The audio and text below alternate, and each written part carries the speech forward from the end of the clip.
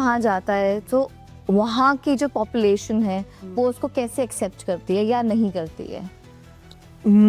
थोड़ा सा harsh truth है। एक प्रॉब्लम ये है कि जो वहाँ के अपने ही लोग हैं, जो इंडियंस हैं जी, जो अलग अलग कल्चर से बिलोंग करते हैं, जो वहाँ पे है, तो वहाँ पे हमें अपने ही लोगों से बच कर रहना पड़ता है। Oh my God. क्योंकि कभी कभी ऐसा होता है कि वही हमको कभी ना कभी मैनिपुलेट कर देते हैं या हमारे साथ दोस्ती बना के हमारा यूज़ करना चाहते हैं।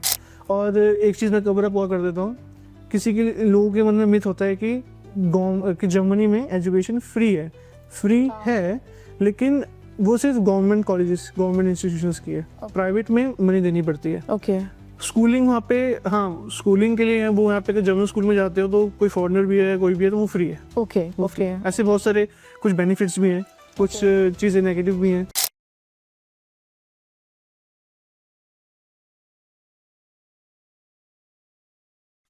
Hello all, welcome to our podcast, a podcast where we try to dive into the extraordinary minds of people who have either broken barriers, shaped industries, or those who can inspire billions. Today we have with us Tushant Binod, who is currently pursuing his digital marketing course from German University, Germany, which is one of the most desirable location for all the students who want to study abroad. According to the recent reports of the year 2025, 60,000 Indian students moved to Germany for their further studies, which states that Germany is surely a desirable location for Indian students. However, there are disruptions in the government policies. Also, there are some changes in the visa rules that should be talked about before applying to Germany for further studies. So this podcast will highlight all these matters along with the job culture, security of women there in Germany. So please stay tuned. Let's get started and let's get inspired. Hello Tushant, please introduce yourself to our audience. Yeah, myself Tushant Binod. If I talk about myself, like currently I am pursuing Masters in Digital Marketing from Germany, Berlin School of Business and Innovation. And apart from that, I also indulge in many like social activities, like to help others in the form of like counseling, live sessions, and also life related problem solving. And also if I talk about my previous journey, so I did complete my bachelor's in computer applications from Guru Gobind Singh University from Narela, and after that I choose the path to go Berlin, Germany to pursue my masters. Okay तो शांत, आपने बताया हमें behind the scenes कि आपने पहले आप computer science कर रहे थे from some other university in Germany, उसके बाद आपने डिजिटल मार्केटिंग वाला पास किया in some other university in Germany. तो ऐसा क्या हुआ, क्या डिस्ट्रप्शंस थी इन द गवर्नमेंट पॉलिसी जिसकी वजह से आपको अपना पाथ चेंज करना पड़ा? अगर हम गवर्नमेंट पॉलिसीज को देखें तो वो कुछ तरीके से सही चलती आ रही थी, बट अभी जैसे कि हाल ही में लास्ट ईयर फेब में गवर्नमेंट चेंज हुई है, CDU वहाँ पे आई है। सो उसकी वजह से उन्होंने अपने रूल्स लेके आए कि वीज़ा पॉलिसीज के अंदर और कुछ स्ट्रिक्ट रूल्स से प्राइवेट यूनिवर्सिटीज़ को लेके। तो उस वजह से थोड़ा सा इशू आया जिस वजह से मुझे चेंज करना पड़ा। अगर मैं थोड़ा एलेबोरेट करूँ तो पॉइंट ये है कि हमारी जो यूनिवर्सिटी थी पहले, उसका नाम था IUBH, international university of applied sciences. तो वो मतलब ड्यूल डिग्री प्रोग्राम भी करवाती है और भी काफ़ी जगह उनके कैंपसेस हैं। सो प्रॉब्लम ये हुई कि उन्होंने ऑनलाइन और ऑफलाइन दोनों मॉड्यूल से बच्चों को पढ़ाने के लिए मतलब लोगों को मतलब बोला कि आप पढ़ सकते हो। तो उन्होंने अब क्या हुआ कि इंडिया में यहाँ पे उन्होंने अप्रोच किया ऑनलाइन कोर्सेज के लिए कि आप 1 साल यहाँ पढ़ें, सेकेंड ईयर अपना वहाँ पे आके कम्प्लीट करें। तो उस वजह से इशू ये हुआ कि पहले तो सही चल रहा था, लेकिन अब गवर्नमेंट की नज़र में से गवर्नमेंट छाट रही है कि कौन सा सही है कौन सा नहीं है। तो उस वजह से फिर गवर्नमेंट ने मना कर दिया कि आप हमें प्रूफ दो कि आप ऑफलाइन स्टडीज़ ही कराओगे, और जो बच्चे ऑनलाइन स्टडीज़ के भी आप पे यहाँ आए हैं तो जो कॉन्ट्रैक्ट साइन होता है ना, उसमें लिखा होता है कि आप अपनी स्टडी यहाँ पे आगे करोगे, जिसके ऑनलाइन मान लो 2 या 3 सब्जेक्ट्स हुए हैं खाली, लेकिन बाकी सब्जेक्ट्स पेंडिंग है, तो वो सोचते हैं कि हम ऑफलाइन जाके वहीं कर लेंगे कंप्लीट। तो इस वजह से उन्होंने उनको वीज़ा रिजेक्शन देना शुरू किया, उनको बोला कि आप वापस अपनी कंट्री में जाओ कि आपके कॉन्ट्रैक्ट में लिखा है ऑनलाइन कर सकते हो पढ़ाई। तो ये एक इशू आया। प्रॉब्लम क्या है, एक तो जो स्टूडेंट्स हैं वो अपना ब्लॉक अकाउंट लेके आते हैं, कुछ फंड लेके आते हैं, फिर फीस पे करते हैं ऑफलाइन कोर्स के रिगार्डिंग। तो वो सब जो फंड होता है वो मेन प्रॉब्लम होता है कि उनके लिए सस्टेन करना। क्योंकि कुछ लोग होते हैं जैसे सब लोग मिडिल क्लास हैं या फिर मोस्टली होते हैं कि बहुत कम लोग जो हायर मिडिल क्लास या फिर अपर क्लासेस के होते हैं तो वो अफोर्ड कर पाते हैं, कुछ लोगों ने लोन्स लिए हैं, तो इस वजह से सारी प्रॉब्लम आती है। तो गवर्नमेंट ने ये एक्शन तो ले लिया। अब उससे क्या हुआ इफेक्ट कि एक तो लोगों को अंदर नेगेटिवनेस आई कि हम ये कोर्स क्यों कर रहे हैं इस यूनिवर्सिटी से, इस तरह से लेके चलें। तो गवर्नमेंट ने फिर बोला कि ठीक है, आप एक काम करो, अगर आपको पढ़ना है या तो आप यूनिवर्सिटी चेंज करो। जी जी। उनको एक प्लस पॉइंट दिया कि सेफ के लिए यूनिवर्सिटी चेंज करो, या फिर आप हमको ये बताओ कि आप कैसे यहाँ पे पढ़ सकते हो इस यूनिवर्सिटी से। फिर यूनिवर्सिटी ने क्या किया, बीच में हाल ही में अपने जो कॉन्ट्रैक्ट्स थे चेंज किए, काफ़ी चीज़ कुछ चेंज किया, लेकिन उसमें भी लूप होल था क्योंकि गवर्नमेंट के खिलाफ यूनिवर्सिटी लड़ रही थी केस वगैरह, तो वो भी फिलहाल हार गई। तो फिर उनको अपना शायद कैंपस भी बंद करना पड़ रहा है और चीज़ें भी हो रही हैं, लेकिन जिनको डिग्रीज मिल चुकी हैं अब एज पर जर्मन रूल वो एफिलेटेड है गवर्नमेंट यूनिवर्सिटी से, ठीक है, बट उनको वहाँ पे ये प्रॉब्लम नहीं आएगी कि उनको जो रिक्रूटर्स हैं, जॉब एजेंसीज हैं या फिर जो प्राइवेट इंस्टीट्यूशंस हैं वो वैलिड नहीं मानेंगे या फिर उनको ज़्यादा रिस्पेक्ट नहीं मिलेगी डिग्री को कि हम इस डिग्री के बेसिस पे आपको रिक्रूट कर सकें। सो बेसिकली जो आपकी फर्स्ट डिग्री थी जो कंप्यूटर साइंस में थी, उसका 1 ईयर आपने यहाँ पे किया था? हाँ, फर्स्ट ईयर मैंने यहाँ पे किया था, बाकी आपको कंटिन्यू आपने सेकंड ईयर वहाँ किया? सेकंड ईयर मैं वहाँ करने गया था कंटिन्यूएशन में। तो उन्होंने कह दिया कि भैया जो वहाँ जिन्होंने हाफ सेकंड मार्क किए ईयर हैं। जब कंप्लीट होने वाला था तो अब प्रॉब्लम ये होती है ना, स्टूडेंट को वहाँ पे अपनी सारी जिंदगी की जितनी भी रिस्पॉन्सिबिलिटीज खुद उठानी है, सब कुछ खुद करना है, जॉब भी खुद करनी है। अब प्रॉब्लम ये होती है कि हम कंटिन्यूएशन करते हैं लेकिन डिग्री को थोड़ा एक्सटेंड कर लेते हैं कि चलो इजीली कर लेंगे, कोई टाइम लिमिट होता है, और जर्मन रूल्स के हिसाब से या फिर यूरोपियन रूल्स के हिसाब से इट्स ओके अगर आपने एक्सटेंड किया है तो, क्योंकि मैंने उनको देखने की आपने स्किल क्या है। जी जी। तो अब उस पर्पज से मैंने 6 मंथ्स एक्सटेंड किया था। लेकिन अब प्रॉब्लम ये रही कि तब तक उन्होंने बोला कि जिन्होंने पहले डिग्री करी हुई कंप्लीट या फिर जो अभी थीसिस पीरियड में है, थीसिस पीरियड में भी लोगों को फेल करके उन्होंने हटा दिया। और जो अब ये रूल है कि आप अगर एक सब्जेक्ट में 3 बार फेल होते हो तो आपकी डिग्री डिसमिस हो जाती है, आपको नेक्स्ट चांस नहीं मिलता। अब प्रॉब्लम ये है कि बाकियों के अलाइनमेंट में देखा जाए तो वो चीज़ उन्होंने खुद से भी करनी शुरू कर दी कि बच्चों को हम फेल करके निकाल देंगे तो ईजी रहेगा। मतलब ये एक तरीके से अब ये बच्चों के बीच है ये वाला माइंडसेट कि ऐसा हो रहा है, क्योंकि हो भी रहा है, मेरे फ्रेंड्स के साथ भी हुआ है। तो या फिर वो कि बच्चे ही नहीं कर पा रहे, मुझे ऐसा नहीं लगता कि बच्चे ना कर पाए क्योंकि वो अपनी जिंदगी बनाने हैं तो जस्ट वहीं, तो ये वाला सिनेरियो भी हुआ। अब रिसेंट में जो मैंने चेंज किया यूनिवर्सिटी, उसका मेन रीजन था मुझे अपना वीज़ा एक्सटेंड करना था।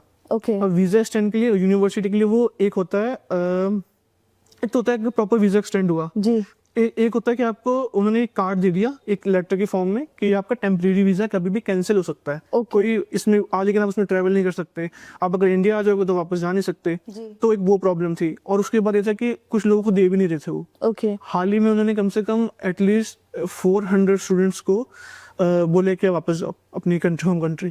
तो उस वजह से मैंने को चेंज करना पड़ा कि भाई मैं नहीं सस्टेन कर सकता, मेरे को अपना लॉन्ग टर्म करियर देखना है। और मैंने फिर डिजिटल मार्केटिंग के अंदर चूज किया BSV कॉलेज को। उसके पीछे भी रीजन थे क्योंकि वो एफिलिएटेड है एक तो यूके की यूनिवर्सिटी से, यूनिवर्सिटी ऑफ क्रिएटिव आर्ट्स। सो एक तो मेरे को डबल सिक्योर हो गया दोनों तरफ के लिए जी।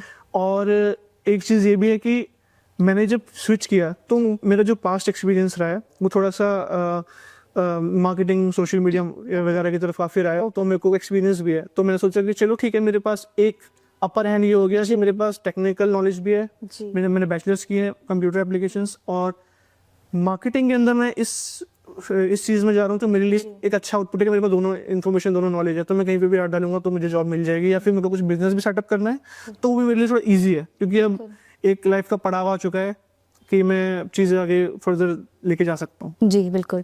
सो आपको क्या लगता है तुषांत कि इसलिए हुआ क्योंकि आपने एक ऑनलाइन कोर्स ऑप्ट किया था for somebody who is going to Germany, अगर वो एक ऑफलाइन कोर्स लेके जर्मनी में जाए तो क्या बेटर प्रोस्पेक्ट्स हैं, जॉब प्रोस्पेक्ट्स, एजुकेशन प्रोस्पेक्ट्स हैं? देखिए, अगर आपको सच सुनना है तो मैं आपको सच बोल देता हूँ। जी। देखो, उस टाइम ना जब मैंने कोर्स चूज किया तो ना मेरे पास नॉलेज नहीं थी। मैं जिस कंपनी में काम करता था वो कंपनी ही मुझे ऑफर किया था कि आप ये कोर्स कर सकते हो, कि हम वो कोर्स आगे देते पीछे, मैं कंपनी का नाम नहीं ले सकता बिकॉज ऑफ प्राइवेसी इश्यूज। सो इस वजह से मेरे को चूज करना पड़ा। उसका नॉलेज भी नहीं थी, इन्फॉर्मेशन भी नहीं थी, कोई बताए प्रॉपरली, लेकिन हम खुद दे रहे थे वो चीज़ किसी को, तो मैंने खुद भी ऑप्ट की, फिर मैं चला गया, सब कुछ स्मूथ रहा, ठीक है। लेकिन आज अगर मैं बात करूँ 2026 में, तो मैं किसी को सलाह नहीं दूंगा कि वो ऑनलाइन कोर्स लेके जाए। डायरेक्ट यहाँ से कॉलेज से बात करें या काफ़ी इंस्टीट्यूशन होते हैं जो हेल्प करते हैं आगे फॉरेन स्टडीज़ के लिए, उनसे बात करें तो उसके थ्रू अगर चीज़ें होंगी तो ईजी है। और ऑफलाइन कोर्स कर ऑफलाइन कोर्स ही लें, बिल्कुल क्योंकि आप पढ़ रहे हो ऑफलाइन कोर्स और फीस ऑफलाइन के नाम पे ऑनलाइन कोर्स की दे रहे हो, तो बिल्कुल। ठीक नहीं है ना। बिल्कुल बस ये है। हाँ जी। तो शायद एक बात बताइए, जैसे फॉर एग्जांपल आपने कहा कि एफिलिएटेड टू गवर्नमेंट थी, तो अगर हम बात करें कि अगर मैं गवर्नमेंट यूनिवर्सिटीज में ही जाऊं तो या प्राइवेट यूनिवर्सिटीज में जाऊं तो आप स्टूडेंट्स को क्या सलाह देना चाहेंगे? देखिए इसमें ना एक छोटा सा कैच है। गवर्नमेंट यूनिवर्सिटीज़ के लिए आपको कोई मतलब कोई इंस्टीट्यूशन यहाँ इंडिया में नहीं मिलेगा, ना वहाँ पे भी नहीं मिलेगा कि आप डायरेक्ट मतलब अगर आप किसी के थ्रू होके जा सकें। गवर्नमेंट इंस्टीट्यूशन का एक तो काम बहुत स्लो होता है क्योंकि वहाँ पे सब कुछ पेपर वर्क पे चलता है 90%। तो उस पेपर वर्क की वजह से आपको 3 महीने 6 महीने भी लग सकते हैं किसी एक यूनिवर्सिटी में एनरोल होने के लिए। फिर उनका कुछ क्राइटेरियाज होते हैं, जैसे कि आपको एक लेवल तक जर्मन आनी चाहिए, आपका इंटरव्यू भी हो सकता है, तो उसमें रिजेक्शन चांसेस भी हो सकते हैं। उसके बाद अगर आप सोचते हो कि मैं स्कॉलरशिप से जाऊंगा तो स्कॉलरशिप्स के लिए भी कुछ क्राइटेरिया होते हैं, क्योंकि सिर्फ हम लोग इंडियन है तो हम अपनी कंट्री से ही नहीं जा रहे ना, मतलब और भी बहुत सारी कंट्रीज जिनसे लोग अप्लाई कर रहे हैं, तो चांसेस वो देखने पड़ते हैं, रिड्यूस हो जाते हैं। हाँ, प्लस ये होता है कि एक तो मास्टर्स के लिए अप्लाई करेंगे, ऑब्वियस है, मतलब काफी लोग मास्टर्स के लिए अप्लाई कर रहे हैं। दूसरी चीज ये होती है कि लोग जो एक्सपीरियंस हैं, जो ऑलरेडी आईटी में या किसी सेक्टर में वर्क कर चुके हैं, 5 से 7 साल का एक्सपीरियंस होता है, तो वो लोग मास्टर्स के लिए अप्लाई करते हैं। अब गवर्नमेंट में ये बहुत सारी चीजें होती हैं, बैरियर्स आ जाते हैं। लेकिन प्राइवेट इंस्टीट्यूशन में होता है कि एक तो आपके लिए हेल्प करने के लिए बहुत लोग हैं। मेन चीज़ है कि हेल्प करने के लिए बहुत लोग हैं जिनके पास कोई रास्ता नहीं है, कि एक प्रॉपर टनल नहीं है कि मैं जाऊँ ये चीज़ करूँ और मुझे एडमिशन मिल जाए, मैं अपना आगे करियर गो थ्रू कर सकूँ। तो इसमें प्राइवेट में बस ये एक अच्छा पॉइंट है कि आप इजीली जा सकते हो, आपके एडमिशन प्रोसेस इजी होता है, आपका वीज़ा फाइलिंग इजी हो जाती है थोड़ी, और कंपनी की और अगर उस इंस्टीट्यूशन की रेपुटेशन है तो आपको इजीली ज़्यादा सवाल नहीं पूछे जाते हैं। लेकिन अभी जो वीज़ा रूल्स चेंज हुए हैं उसमें थोड़ा सा ऊपर नीचे दिक्कत आ रहा है, लेकिन वो भी अच्छे के लिए, मतलब स्टूडेंट्स के लिए अच्छे के लिए, उनकी सेफ्टी के लिए ही है। बट एज अ देखा जाए अगर स्टूडेंट्स कंपेयर करते हैं पिछले बैचेस के बच्चों से तो वो थोड़ा नेगेटिव हो जाते हैं। ओके तो मैं जितना समझ पा रही हूँ, मतलब इंडिया का और जर्मनी का हाल कहीं ना कहीं सेम ही है। It is very easy to get into a private university as compare to government university. बिल्कुल सेम ही हाल है यहाँ। ओके सो अब अगर मैं बात करूँ, फॉर एग्जांपल मैं वहाँ पे मास्टर्स करने जा रही हूँ, तो जो वहाँ के बच्चे, फॉर एग्जांपल मैं एक प्राइवेट यूनिवर्सिटी में चली गई हूँ, मेरा एक ऑफलाइन कोर्स ही था, मेरा बहुत स्मूथ जर्नी चल रही है। तो अगर हम एम्प्लॉयमेंट अपॉर्चुनिटीज की बात करें, आपने कहा आप वहाँ जॉब भी कर रहे हैं, तो एम्प्लॉयमेंट अपॉर्चुनिटीज कैसे हैं? Are they able to give employment to international students as well? देखो मैं थोड़ा सा बाउंड्री से कवर करते हुए सारी चीज़ों को मोल्ड अप करता हूँ। पहला ये कि एक तो जो जॉब का सिनेरियो चल रहा है तो इस समय थोड़ा सा खराब चल रहा है। इसके पीछे रीजन है, एक तो लैंग्वेज। लैंग्वेज, चलो लैंग्वेज भी आती है, लेकिन जो कंपटीशन रेट है वो ये है कि फॉरेन स्टूडेंट्स के साथ है, क्योंकि आपको पता हो जैसे कि यूक्रेन वॉर वगैरह चल रही है, तो मोस्टली जो लोग हैं इमिग्रेंट्स वगैरह वो जर्मनी में आ गए हैं, और जर्मन गवर्नमेंट उनको रहने की जगह भी दे रही है, खाना भी दे रही है, और साथ में उनको जॉब भी दे रही है। तो जिस वजह से कि बाकी लोगों के, बाकी स्टूडेंट्स के चांसेस कम हो जाते हैं।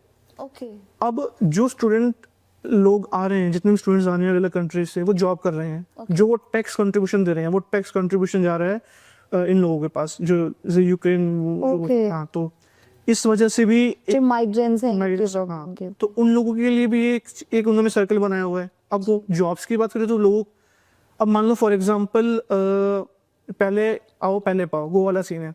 अगर कोई 2020-21 में गया है तो उस टाइम जॉब्स थी।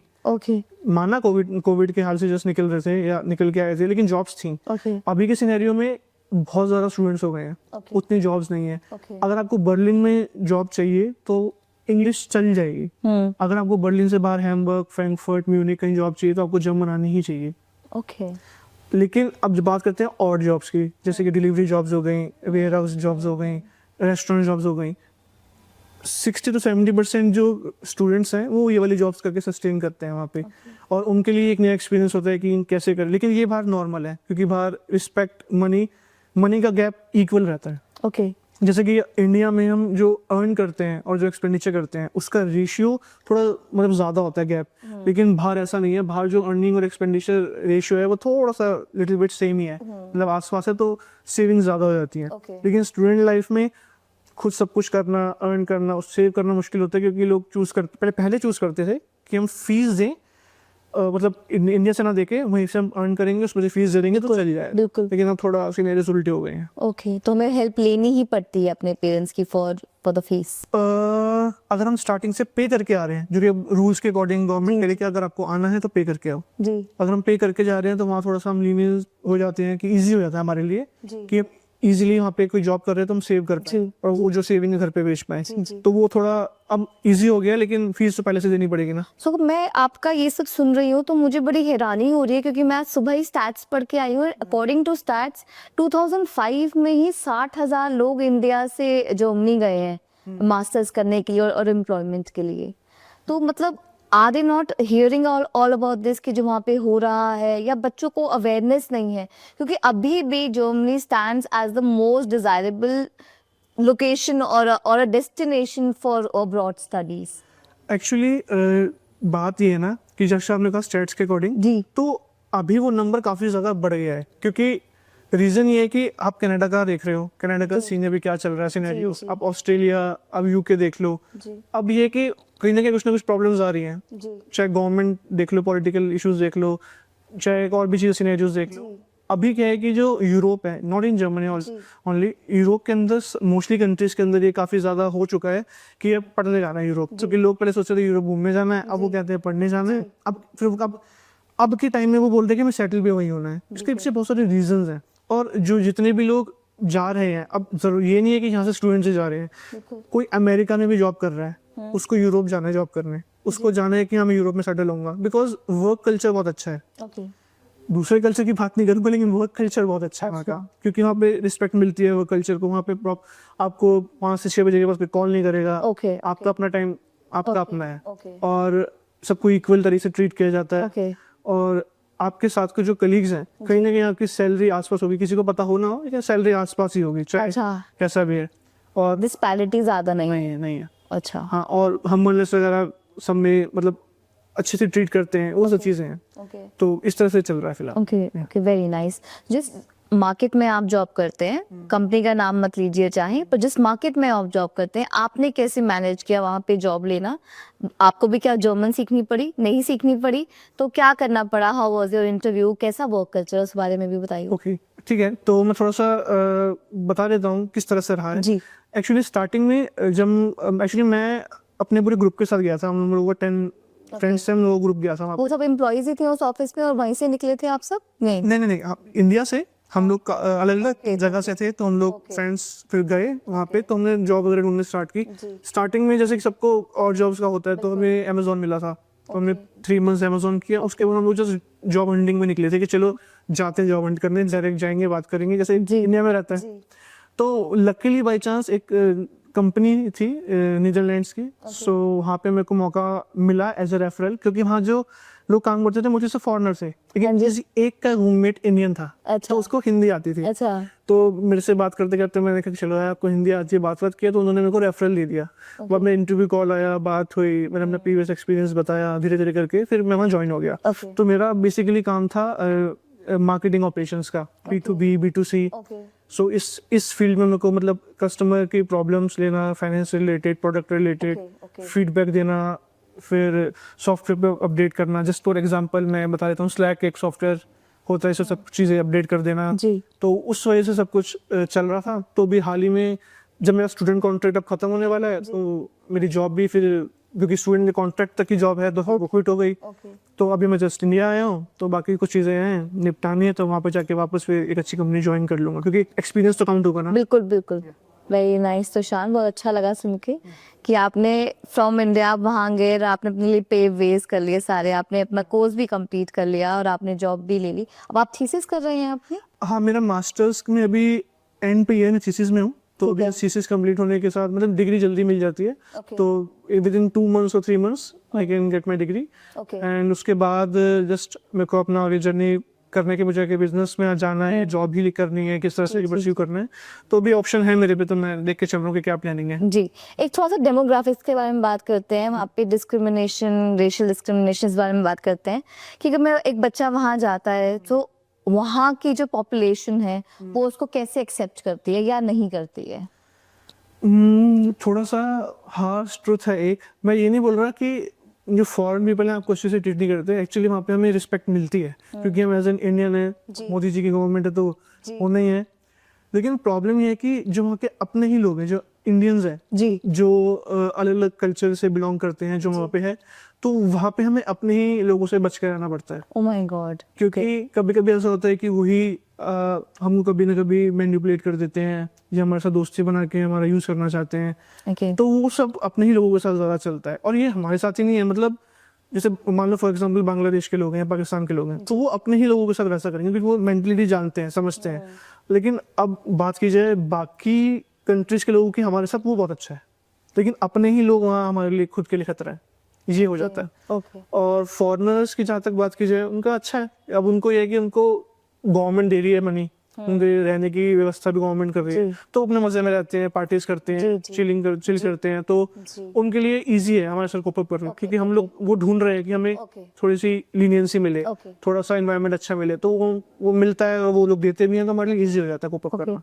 एक थोड़ा सा सीरियस कंसर्न के बारे में बात करते हैं। जैसे आजकल के यहाँ पे एम्प्लॉयमेंट इंडस्ट्री में देखा जाता है कि this disparity between payments that are getting being paid to women and men, है ना, डिस्पैरिटी है, इनकम डिस्पैरिटी है। क्या वहाँ पे भी ऐसा ही है? क्या जो अपॉर्चुनिटीज हैं, जॉब अपॉर्चुनिटीज हैं, वो इक्वल दी जा रही हैं वुमेन को और मेन को? और जो इनकम में है वो क्या वो इक्वालिटी है या नहीं है? कुछ देखा और आपने? इनकम में बहुत ज़्यादा गैप नहीं है। ओके मतलब अगर मैं इन नंबर्स बोलूँ, सो 200 to 300 यूरोस का गैप रहता है बस, ज़्यादा से ज़्यादा। वो भी मैन एंड वुमेन के लिए नहीं, मतलब एक तरीके से जिस पोस्ट पे पोजीशन हो, के लिए। हाँ जिस पोस्ट पे हो, जो आप वर्क कर रहे हो उसके अकॉर्डिंग आपको पर आवर वेज मिलता है। लेकिन ये जो चीज़ है ये आती है जब आप अपनी डिग्री पूरी कर चुके हो, आप अपने फील्ड में जॉब करना चाह रहे हो। ओके अगर आप और जॉब्स कर रहे हो तो मिनिमम वेज जो चल रहा है अभी, जस्ट मिनिमम वेज जो है 13 € 90। ओके सो वो मोस्टली सबको वही मिल रहा है ओके जो अभी और जॉब्स में हैं लोग। ओके और अगर मैं डिस्क्रिमिनेशन की बात करूं, तो देखो मैं एक एग्जांपल लेता हूँ इंडिया का। जी अब आप इंडिया में मेट्रो में जाते हो, जी। आपने देखा कि एक अलग कोच है वुमेन्स के लिए, बिल्कुल बिल्कुल और नॉर्मल कोचेज में भी अलग से सीट है वुमेन्स की। बिल्कुल वहाँ पे कोई कहीं पे भी बैठ सकता है, कोई ऐसा कोई वो नहीं बना हुआ। और वहाँ पे क्लब्स के लिए देखा, अगर अब आपको पता ही है, थोड़ा सेंसिटिव टॉपिक है, बट LGBTQ के लिए भी अलग क्लब्स हैं और बाकी लोगों के लिए भी अलग क्लब्स बने हुए हैं। तो कहीं ना कहीं एक सिक्योर एनवायरनमेंट है। इन्वायरमेंट बहुत तो से गर्ल्स भी, क्योंकि वहाँ पे बहुत सारे स्टूडेंट्स इस पॉडकास्ट को सुन रहे हो, तो गर्ल्स भी कंसिडर कर सकती हैं कि जब नहीं वो जाके पढ़ बहुत सके। easy, मतलब उनके लिए वहाँ रहना बहुत इजी है in the terms of safety. क्योंकि वहाँ पे ऐसा कोई नहीं है, अगर आप रात को 2 बजे भी निकल जाओगे तो कोई प्रॉब्लम नहीं है। किसी अननोन से हेल्प भी मांगोगे तो वो मतलब करते हैं हेल्प। ऐसा वहाँ पे कोई ऐसा नहीं है कि तो डर है, डर में रहना पड़ेगा या फिर कोई दिक्कत हो रही है। हाँ बस डरने वाली मतलब आगे सर्दियाँ, वहाँ के विंटर्स मेन वही है, वही डराएंगे, बाकी और कुछ ऐसा नहीं है कि डराए। ओके सो मैं तुषार जितना भी समझ पाई, मैं ये समझ पाई कि कहीं ना कहीं ऑफलाइन कोर्सेज लें, कोशिश करें जो प्राइवेट यूनिवर्सिटीज हैं पर एफिलिएटेड टू गवर्नमेंट है, मैं उसमें इनरोल करूं।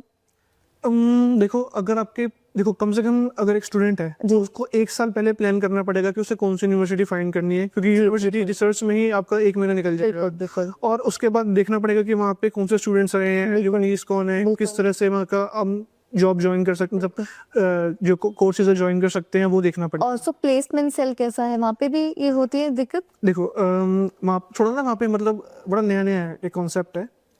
जैसे हमारे यहाँ यूनिवर्सिटीज में कंपनीज आती हैं, एग्जैक्टली वहाँ पे ना आपके अलग अलग सिटीज में एक जॉब फेयर्स लगते हैं। ओके तो वहाँ वहाँ देखो वहाँ पे ये नहीं पूछेंगे, अगर आप बोलेंगे ना मुझे ये स्किल आता है, मुझे ये स्किल आता है, स्किल हम सिखा देंगे। आपको क्या करना है, आपको लैंग्वेज आती है, आप आज हम रख लेंगे बस। लैंग्वेज कौन सी? जर्मन? German language. ओके अगर आपको A1 A2 आपको थोड़ा बहुत आपने सीखी जर्मन?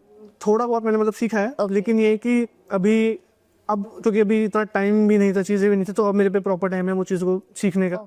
ऐसा नहीं कि नहीं आती, आती है, समझ आ जाता है सामने वाला क्या बोलना चाह रहा है, बुराई कर रहा है, अच्छा है तो ये कैसे बात कर रहा है, तो वो समझ में आ जाता है। लेकिन जर्मन लैंग्वेज बहुत ज़रूरी है, कोई किसी को भी जाना है पहले जर्मन लैंग्वेज सीखो। ओके हाँ कम से कम A2 तो सीख लोगे, थोड़ी बहुत बोल लो, समझ में आ जाए, जितना कर लोगे तो ईजी है।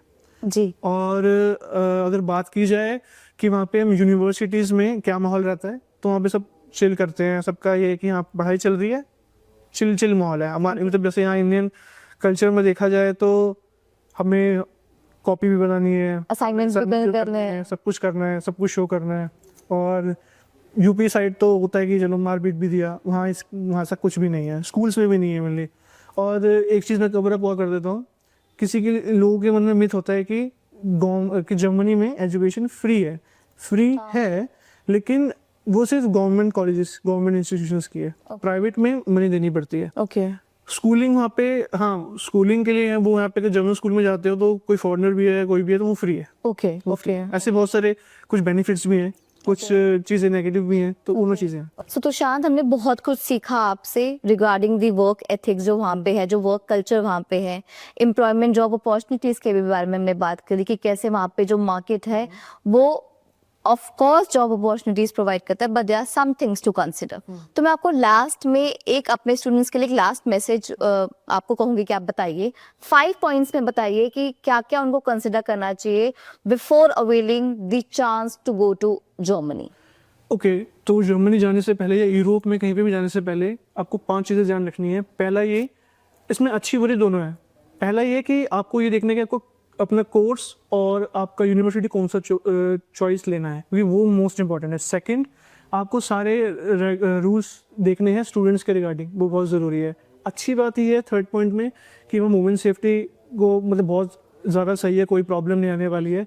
चौथा, आपको वहाँ पे देखने की वहाँ पे जॉब कल्चर बहुत अच्छा है, जॉब कल्चर जेन्युइनली अच्छा है, मैं बुरा नहीं बोलूँगा, अच्छा कल्चर है। और कोशिश करें कि अगर आप जर्मन लैंग्वेज सीखें तो आपको बहुत ईजिली, क्या पता आप यहीं से अगर आपके पास एक्सपीरियंस हो तो जॉब मिल जाए। फिफ्थ, एक लास्ट पॉइंट में बोलूँगा, आप कुछ भी कर रहे हो उसको रिवाइज करो। अपनी जितने भी आपके पास अभी पॉइंट्स हैं, आपको जर्मनी में जाना है, यूरोप में जाना है, जितने भी आपके पास नॉलेज इन्फॉर्मेशन है उसको रिवाइज करो, क्या वो सही है क्या नहीं है, और उसके बाद आप डिसीजन लो जाने का। क्योंकि जो मैंने पूरी पॉडकास्ट में आपसे बात की, जो मैंने बताया है, वो सारी चीज़ें बहुत एक पिन टू पॉइंट है समझने के लिए और डिसीजन लेने के लिए। तो अब आपको देखना है कि आपको कैसे पकड़ना है चीज़ों को। और मैं ये तुषांत के पॉडकास्ट जितना भी उन्होंने बताया ये ले समझ पाई हूँ कि किसी भी कंट्रीज में जाने से पहले उसकी जो करंट पॉलिटिकल सिचुएशन है, जैसे उन्होंने बताया कि यूक्रेन वॉर से वहां से भी माइग्रेंट्स वहां आ रहे हैं, जिससे कहीं ना कहीं जो एम्प्लॉयमेंट मार्केट है वो कहीं ना कहीं इफेक्ट हुई है, क्योंकि उनको सबसे पहले प्रायोरिटी पे रख के एम्प्लॉयमेंट देनी है। So it is very important for you to learn about the political situation, the government policies that can affect your education journey there. आपको वो उसके बारे में रिसर्च करना बहुत जरूरी है before going to any industry. So हम थोड़ा सा अब एक दूसरे उस पे जाते हैं कि आपने बिहाइंड द सीन्स हमें बताया कि आप कहीं ना फेस रीडिंग भी करते हैं और पर्सनालिटी रीडिंग भी करते हैं, एंड आई थिंक एक बहुत मेरे लिए एक बहुत इंटरेस्टिंग फील्ड है। हाँ जी, बताइए कुछ इसके बारे में बताइए। एक्चुअली ये कि फ्रॉम लास्ट 6 to 7 years मैं और मेरी छोटी सी टीम, हम लोग life related counselling, personality reading, face reading, ये सब चीज़ें करते हैं, स्पिरिचुअल काउंसलिंग, ये सब चीज़ों में है ताकि लोगों की हेल्प हो सके और कहीं ना कहीं किसी की तरह लाइफ में हेल्प ला के चेंज कर सकें। तो हमारे लिए कि चलो ब्लेसिंग्स मिल जाएंगी, अच्छा हो जाएगा। बिल्कुल। तो एक वो पार्ट चल रहा है, वो थोड़ा हिडन पार्ट है, लेकिन मैं थोड़ा सा रिवील कर देता हूँ। फॉर एग्जाम्पल, पता नहीं सही है कि नहीं जी, मैं आपके बारे में एक चीज़ बोलना चाहूँगा। फॉर एग्जाम्पल, आप बहुत हंसमुख हैं, बहुत सही है, लेकिन आपका जो इमोशनल चीज़ें हैं वो ऐसी है कि आपके थॉट्स में आते हैं लेकिन वो आप कभी बोल नहीं पाते। रीज़न ये कि फॉर एग्जाम्पल एक टाइम आता है कि आप अपने इमोशंस में चीज़ें बोल जाते हैं, लेकिन आपका वे ऑफ इंटेंट वो नहीं होता, लेकिन लोग नहीं समझ पाते हैं और आप बोल नहीं पाते हैं, आप अंदर अंदर चुप हो जाते हैं, रख लेते हैं, अलग से रोते हैं, या फिर कभी कभी ऐसा होता है कि यार क्यों ही बोलना, ठीक है अच्छा पे फोकस करो, चुड़बुलाहट तरह से रहो। तो वो एक आपका मेन पर्सनैलिटी ट्रेट है। और लेकिन जब आपको गुस्सा आता है फिर आप नहीं देखते कि कौन है सामने कौन नहीं है, कौन कली, कौन फादर, कौन मदर, कौन क्या, नथिंग। तो यहाँ पर जाफी रंग। You're right. Actually, मेरा zodiac sign ही Aries है actually. तो Aries, yeah. So Aries people I like that. बिजली मारते हो। Right. So अगर हम बात करें तो शायद for any person who is going into some new organization or some new country, उसके लिए आप हर इंसान को, for example, if I go to any organization, I want that when I walk into a room or when I walk into an organization, मैं वहाँ पे अपनी एक personality को वो best way में दिखा पाऊँ, because वही first impression is the last impression. तो अगर आप एक personality reader हैं सो अगर आप कुछ सजेशंस हमारे स्टूडेंट्स को देना चाहें that how to build up their personality to create an impression in an organization, तो वो कुछ बताइए। देखो इसके लिए ना एक ना बहुत रॉ चीज़ होती है। पहले ये कि ना बिना डरे बिना सोचे बात करो लोगों से। जितना बात करोगे, चाहे फॉरेन है चाहे लड़का है लड़की, बात करो। क्योंकि हमसे ज़्यादा जो झिझकाहट होती है वो सामने वाले में होती है कि ये हमसे आगे बात कर रहे हैं, हम कैसे बात करें। हमें अपना फर्स्ट इंप्रेशन अच्छा देना है, हमें पहले बात अच्छे से करनी है। तो उनके मन में भी वही है, आपके मन में भी वही है, तो जो पहले स्टार्ट कर देगा उसका डोमिनेंस हो जाएगा। एग्जैक्टली। तो इसमें ये है कि अपनी पर्सनैलिटी को अगर बढ़ाना है तो पहले थोड़ा पर्सनैलिटी ट्रेट्स डालो कि कैसे पर्सनैलिटी के लोग होते हैं। थोड़ा सा मतलब थ्योरेटिकल वे में मैं जा रहा हूँ, थोड़ा पता करो कि किस किस टाइप की पर्सनैलिटी होती है लोगों के। क्योंकि देखो इमोशन सबके सेम है जी, उस इमोशन का रीजन अलग हो सकता है लेकिन इमोशन अलग है, मतलब इमोशन सेम है। ओके। हंसना, रोना, बात करना, थोड़ा इमोशनली डाउन फील करना, ये सब पर्सनैलिटी ट्रेट्स के अंदर सब सेम आता है लेकिन उसके पीछे का रीजन अलग है। एक बहुत लॉजिकल पॉइंट बोलूंगा, सबने 1st to 12th करी है, सबने ग्रेजुएशन करी है, सबने आपको जॉब करनी है, मास्टर्स करनी है। अब उसके अंदर क्या क्या चीज़ें आ सकती हैं। शादी होगी किसी की डिवोर्स होगा, किसी की लड़ाई झगड़े होंगे, किसी के घर में डेथ होगी, किसी को भी घूमने जाना है, इस सब के लाइफ में होते हैं। और उससे जुड़े पर्सनैलिटी ट्रेट्स सारी इन्फॉर्मेशन आ जाती है। तो हम किसी से भी बात करेंगे वो भी उसी जर्नी से गुजरा है, तो वो भी वैसे ह्यूमन बीइंग है। जस्ट डिफरेंस ये है कि उसके साथ कुछ चीज़ें अच्छी ज़्यादा हो गई हैं जिससे उसका कॉन्फिडेंस अच्छा है, उसकी ट्रेट बहुत काफ़ी निखर के आ रहा है, या फिर उसने अपनी ग्रूमिंग पे बहुत ज़्यादा काम किया है, या फिर बचपन से उसको वैसा एनवायरनमेंट मिला है। तो वो चीज़ें मैटर करती है एक हद तक, लेकिन एक टाइम के बाद जब स्ट्रगलिंग फेज आता है तो हमारी वो सारी चीज़ें पीछे होनी शुरू हो जाती हैं। फिर हमें लगता है कि हम क्या करें। तो उसके लिए सबसे मेन है बात करो, जिससे जो बात कर सकते हो, मिल सकते हो। जितने लोगों से मिलोगे उतना खुलोगे, उतना पता चलेगा लोगों के बारे में, उनकी पर्सनैलिटी के बारे में। तो ये एक बहुत अच्छा चेंज आता है। दूसरा, थोड़ा साइकोलॉजी पे फोकस करना चाहिए, हमको पढ़ना चाहिए। अब लोग चाहे 30s में पहुंच जाते, 35 के हो जाते हैं, या फिर जो यंगस्टर्स हैं वो बहुत ज़्यादा इमोशनल भरे हुए होते हैं, और वो इमोशन एक टाइम के बाद आके निकलता है। अब वो एज होती है, चाहे 25 to 30 ले लो, 30 to 35 ले लो, या वो कभी कभी वो भी नहीं निकल पाती। क्योंकि एक चीज़ होती है साइकोलॉजी के अंदर, हमारे ब्रेन में यहाँ पे एक होता है प्रीफ्रंटल कॉर्टेक्स। वो रिलाई करता है, मतलब वो माना जाता है कि हमारी कॉग्निटिव बाउंडिंग, कॉग्निटिव थिंकिंग, हमारी इमोशनल इंटेलिजेंस, उस सब के लिए माना जाता है रिलायबल। और वो 28 के बाद फॉर्म होता है, एज के बाद। कभी कभी होता है कि कुछ लोगों में 30-35 के बाद हुआ है। जब आपने कुछ लोग देखे होंगे जो अब 50 होते हैं लेकिन बहुत ही बच्चों वाली हैबिट्स होती हैं। वो क्यों होता है? इस वजह से होता है क्योंकि ये फॉर्म नहीं हुआ होता। तो ऐसे साइकोलॉजिकली बहुत सारे रीजंस हैं। तो थोड़ा सा पर्सनैलिटी के बारे में पढ़ो, कैसे होते हैं कैसे नहीं होते हैं। अब ये मूवी के एक्टर्स हैं, फिल्म स्टार्स हैं, ये भी उस कोर्स से होकर गुजरते हैं, पर्सनैलिटी के कोर्स से, ग्रूमिंग से। आजकल बहुत सारे इंस्टीट्यूट्स खुल गए हैं ये सब सिखाने के लिए, तो आप खुद भी कर सकते हो, ज़रूरी नहीं है पे करना, खुद भी सीखो। तो ईजी है, अगर आप चीज़ों को ईजी वे में लेके जाओगे तो काफ़ी कुछ मिल जाएगा। मुश्किल से देखोगे तो आप घर पे बैठे रहोगे, कुछ नहीं कर पाओगे। बिल्कुल। एंड आई थिंक वही आपने बहुत अच्छी बात कही कि हमें हर चांस से बोलना चाहिए। जैसे वही वाली बात है कि क्लास में मैम ने कोई क्वेश्चन पूछा है तो be the first one to stand up and answer, whether you believe that you are right और wrong, but at least try and speak out.